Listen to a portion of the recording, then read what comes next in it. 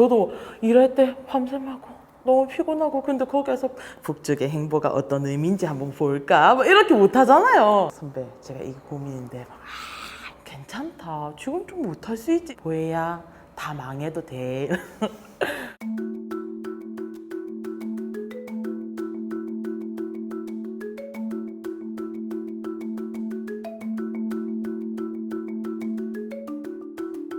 저는 그 이름은 박보혜고요. 청년결의 하나에서 대표로 활동하고 있습니다. 네.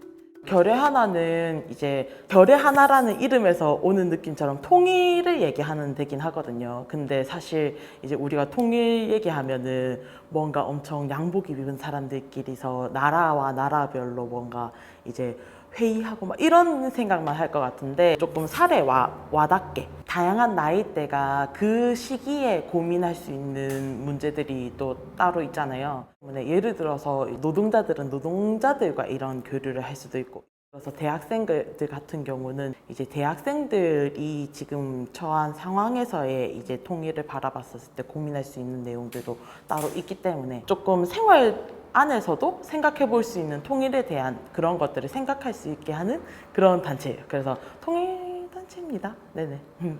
애니메이션 일을 한 지도 엄청 오래 되긴 했거든요. 한 10년 정도? 11년 정도 됐어요. 이제 맨 처음에 갔었던 회사가 너무 안 좋긴 했었거든요. 아침 9시 출근하고 뭐 새벽 1시에 집에 들어가도 월급이 30만 원이었어요. 그렇게 살다 보니까 그러면은 어찌저찌 해서 내가 프리랜서로 살면 조금 내 삶이 나아지지 않을까 싶어서 프리랜서로 살았어요. 정말 제가 사람들한테 다 얘기하는데 사장 한 수십 명이랑 싸웠었던 것 같아요. 임금 체불이나 저에게 이제 뭐 세금 신고를 이제 뭔가 조금 거짓으로 해가지고 제가 세금 폭탄을 받는 경우나 혹은 이제 여성 노동자로서도 겪었었던 게 이제 성추행 문제나 그냥 청년 노동자로서도 사는 것도 그렇고 청년 여성으로서도 사는 것도 그렇고 그러면은 노동자와 사업자 경계에 있는 특수고용직으로 있을 때도 그렇고 나 혼자서 뭔가를 이거를 어떻게 해결해 보려고 하는데 계속 부딪히는 게 너무 많더라고요. 제가 사실 청년으로서 그리고 여성으로서 뭔가 그런 아니면 대한민국 국민으로서 이제 힘든 일들이 엄청 많잖아요. 근데 사실 이제 그런 어려움을 만드는 세력들이 사실 이 사람들이 분단도 유지를 하려고 하는 세력이더라고요. 어떻냐면은 작게는 개인과 개인이 뭉치지 않게끔 개별화시키는 거를 주로 하죠. 예를 들어서 청년들이 어떤 얘기를 하려고 해도 그런 것들도 저는 이런 거를 개별의 이야기로 이 애매한 그 중간에 있는 존재들이 힘들게 됐었던 거에 이제 저는 근본 원인을 잘못된 이 사회에 있다라는 걸 알게 됐고 그리고 거기에서 제가 먼저 조금 풀어내야겠다라고 하는 과제가 통일이겠구나. 그러니까 분단을 유지하는 이 상황 자체겠구나라고 생각했어요.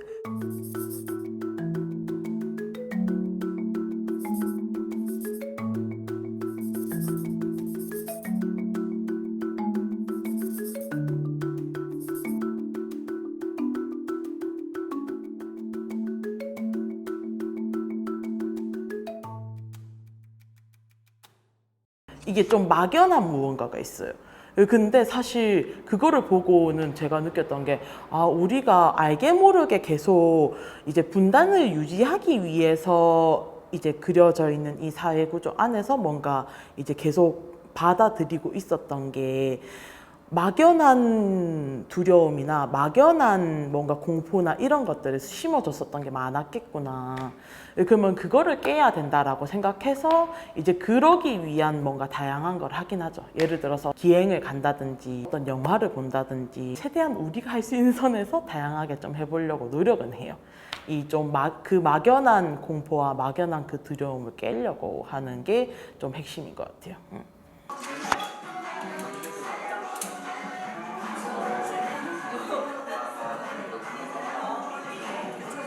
많이 쉬고 그때가 참 그립네 갑자기.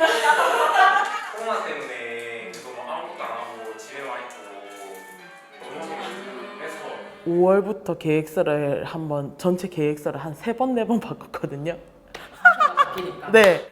막 정세가 바뀌고 막 이렇게 하면은 해야 될 일이 그때그때 막 생기는 것들이 많다 보니까 뭐 아침에 어떤 걸 가고 그 다음에 회의를 갔다가 점심을 먹고 뭘 하고 이렇게 한 그러는 하루들이 조금 반복되긴 해요. 그렇다 보니까 사실 좀 몸이 축나긴 하죠. 사업에 대해서나 회원들에 대해서나 이제 어떤 역할에 대해서나 뭔가 멘탈 힘들 때가 조금 제일 어렵죠. 아, 나는 왜 이렇게 못할까? 뭔가 나는 왜 이렇게 뭘 모를까? 이런 생각을 제가 저한테 제일 많이 할 때가 있어요. 그래서 막 다른 사람한테는 아휴, 괜찮다. 지금 좀 못할 수 있지. 이렇게 하는데 그게 왜 그렇게 안 되는지 저는 저한테는 계속 왜 이렇게 못하노? 막 이렇게 할 때 있거든요. 엄청 엄격하게 할 때 있죠.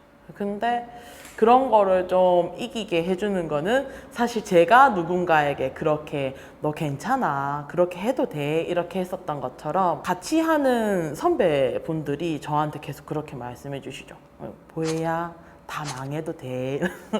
다 망해도 된다. 결국에는 너가 이걸로 인해서 느끼는 게 있을 거고 그걸로 배우는 게 있을 텐데 그게 있으면 됐지. 괜찮아. 마음대로 하렴. 이렇게 할 때 아, 나를 믿어주는구나 라는 생각도 들고 이제 그걸로 인해서 나도 나를 조금 믿어야겠구나 라고 생각할 때도 있어요. 마음은 넓은 사람으로 받아들여졌으면 좋겠고 근데 가려고 하는 방향은 선명한 사람이었으면 좋겠어요.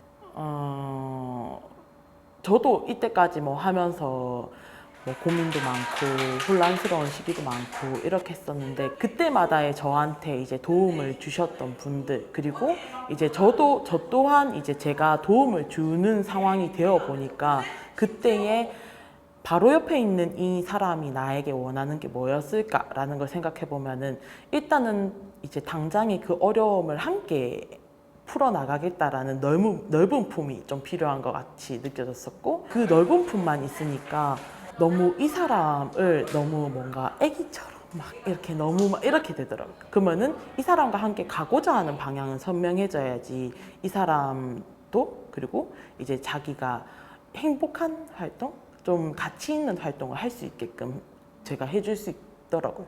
그래서 품은 넓고 가고자 하는 방향은 선명한 그런 활동가가 되고 싶죠. 대표 되고 싶죠.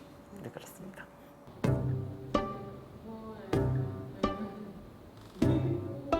관념적으로 그냥 이미지로 생각하면 파란 하늘에 막 비둘기가 날아가고 이런 게 평화라고 생각할 것 같은 거예요, 사람들이.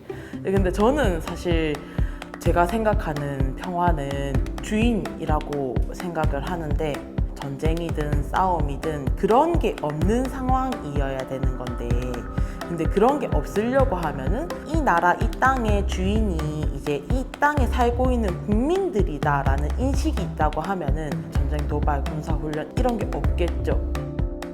저는 평화로운 상황 그리고 평화를 표현할 수 있는 거는 주인이다.